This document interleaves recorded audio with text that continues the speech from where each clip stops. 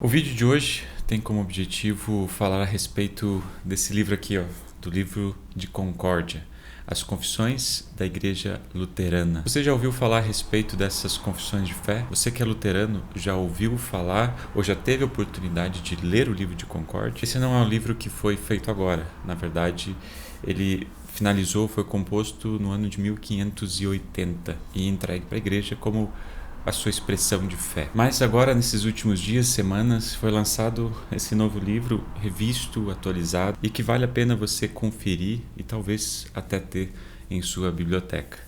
No último documento, conhecido como a Fórmula de Concórdia, os escritores colocaram uma frase que ficou muito conhecida: nós cremos, ensinamos e confessamos esta fé cristã. O que nós cremos, ensinamos e confessamos? Por que é importante refletir a respeito desta fé cristã? Sobre isso nós queremos meditar, refletir no vídeo de hoje, e você é o nosso convidado. Em certo sentido, ter uma confissão de fé nos identifica e nos diz quem nós somos. De que forma isso acontece? Isso acontece quando nós falamos aquilo que cremos, aquilo que ensinamos e aquilo que confessamos. Em outras palavras, é como se a gente estivesse dizendo: é assim que nós lemos e entendemos as Escrituras Sagradas. Talvez alguém de vocês vai perguntar: mas por que nós precisamos de uma confissão de fé, já que nós temos o texto bíblico, a palavra de Deus, aqui diante de nós, em tradução em português? A pergunta que eu faço talvez para você é como você lê a Bíblia. Por exemplo, quais são os principais ensinos que estão contidos no texto bíblico? Quando você abre o texto bíblico, quais são os principais ensinos? Qual a sua principal mensagem? Sobre o que ela nos diz? Então vamos pensar um pouco mais sobre essa questão, essa pergunta. E eu quero compartilhar com vocês duas analogias que até são bem conhecidas dentro do conceito, dentro do âmbito luterano, para que a gente possa pensar um pouco mais nessa questão e na importância de termos uma confissão de fé. Para muitos, a Bíblia ela acaba sendo como um emaranhado de informações que às vezes elas estão desconectadas umas das outras. Aquilo que o Antigo Testamento diz em relação ao Novo Testamento, não conseguem perceber ali uma história com continuidade, desde de Gênesis até Apocalipse. E às vezes acabam se aprofundando ou acabam lendo pequenos trechos, mas que não estão conectados uns com os outros. É mais ou menos como se a gente tivesse um grande quebra-cabeça, de 15 mil peças, 20 mil peças, e a gente tivesse todo aquele quebra-cabeça, aquelas pequenas pecinhas à nossa frente, e quando a gente olha para tudo aquilo, a gente, de uma certa forma, fica assustado. Como é que eu vou conseguir montar todo esse quebra-cabeça? A gente fica perdido, sem saber onde cada peça vai em cada lugar. Mais ou menos é assim quando nós pensamos a respeito das confissões. As confissões, a gente é bem transparente ao dizer, é assim que nós lemos o texto bíblico. Mais ou menos as confissões, elas são essa foto-guia do quebra-cabeça e nos dá uma fotografia da onde as peças elas vão se encaixando, fazendo sentido essa imagem total. Tem uma outra analogia, também muito conhecida dentro do conceito, dentro do âmbito luterano, que é entender as confissões como um mapa que oferece as principais rodovias e também aquelas rodovias que são secundárias. Um mapa que nos diz como chegar ao coração, ao centro da narrativa bíblica, que vai falar a respeito da Trindade, de Jesus Cristo, da justificação, como nós somos salvos, mas também vai oferecer vias secundárias interessantíssimas, temas que vão refletir sobre a vida cristã, temas que vão refletir sobre o relacionamento que temos uns com os outros, a respeito de outras doutrinas, como anjos, enfim, entre outros temas muito interessantes, mas que não compõem a narrativa central, o propósito do texto bíblico ser escrito. Como um guia, como um mapa, as confissões elas são um conjunto de milhares de pessoas que já passaram, já refletiram sobre esses temas e já trilharam o caminho que ali está orientado. Mas também é importante destacar, essa é uma ênfase muito importante que eu quero colocar nesse vídeo, é que as confissões elas não estão no lugar do texto bíblico ou de forma alguma tiram a autoridade bíblica. Se a gente pensasse que as confissões elas tiram autoridade bíblica, seria mais ou menos utilizando aquelas analogias, ter um quebra-cabeça, mas eu me contentar apenas com aquela imagem guia. Ou a gente poder fazer uma viagem, mas se contentar apenas com o mapa. Eu tenho um mapa, então está suficiente. Seria mais ou menos isso, dizer assim, eu tenho as confissões, mas eu não quero ler o texto bíblico. Muito pelo contrário.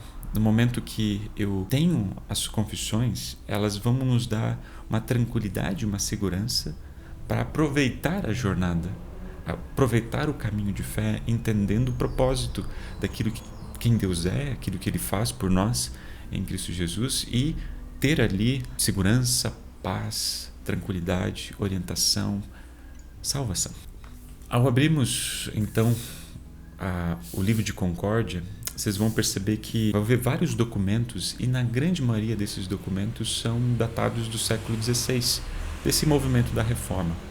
E até se você deseja conhecer um pouquinho mais a respeito desses documentos, da história e daquilo que está por trás, até de algumas ênfases, de repente a gente pode gravar pequenos vídeos falando sobre isso. Se você acha que é interessante e deseja conhecer um pouco mais desse conteúdo, então coloca ali nos comentários que a gente, dentro do possível, vai poder estar respondendo e fazendo esses pequenos vídeos aqui para compartilhar com vocês. Mas hoje, brevemente, eu gostaria de comentar a respeito do primeiro documento, que não é do século XVI, mas é do início da era cristã, que são os 3 credos ecumênicos colocados logo no início do livro de Concórdia. Talvez vocês conheçam, ou até saibam de cor, o credo apostólico, o credo niceno e o credo atanasiano. Também seria muito interessante a gente olhar com detalhe cada um desses credos. Quem sabe uma oportunidade futura a gente possa observar. Mas olhando o todo, o sentido dos credos, eles são ecumênicos porque eles refletem aquilo que toda a igreja cristã ela crê, ela ensina e confessa. É como se dissesse, essa a nossa confissão de fé a respeito de quem Deus é, daquilo que Ele faz, ou seja, é a correta compreensão daquilo que a palavra de Deus nos ensina. Isso significa que não são só apenas luteranos que têm essa confissão de fé ou que usam os credos, tanto apostólico, niceno ou até mesmo atanasiano, mas sim, também outras denominações, outras igrejas ao redor do mundo. E a razão de estar no início do livro de Concórdia é porque a gente entende que nós estamos em continuidade com a igreja cristã,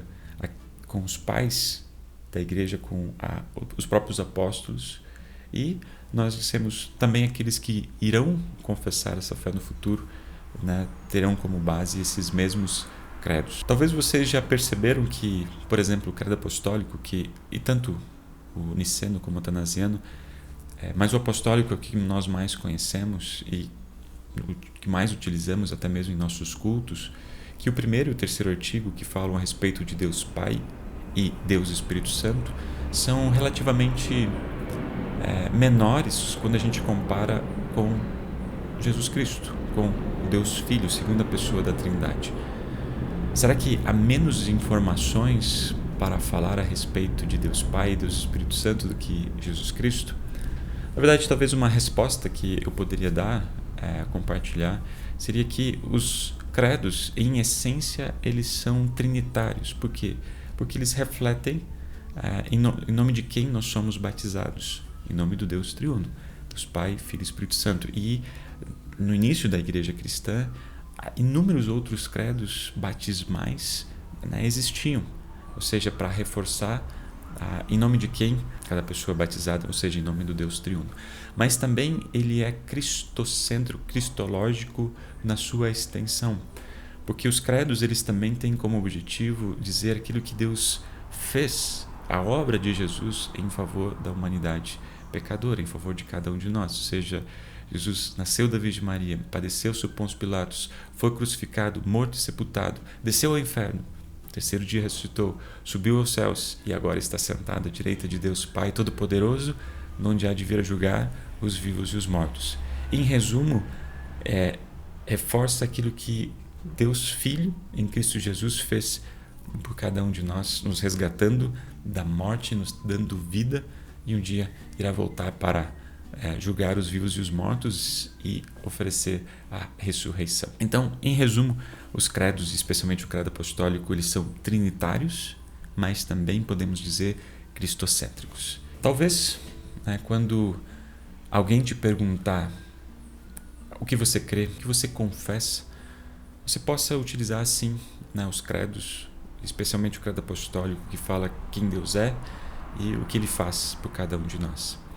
Mas também eu convido vocês a olhar para as confissões contidas no livro de Concórdia, as confissões de fé da Igreja Luterana, que também são uma correta entendimento, compreensão daquilo que a palavra de Deus nos diz, nos orienta, para que assim você possa dizer com muita tranquilidade, ao responder alguém que pergunta a respeito da sua fé: eu não estou sozinho. Milhares e milhares de pessoas também confessam esta fé. Esse foi o Momento Drops Luterano, aqui da Congregação Concórdia de Moema, que tem como objetivo trazer breves meditações dos principais ensinos da fé cristã. Hoje falamos a respeito do livro de Concórdia, de uma forma introdutória, as confissões e da importância das confissões na nossa vida. Se você gostou, curta, comenta, compartilha. Foi uma alegria ter a sua companhia e nos vemos no próximo vídeo.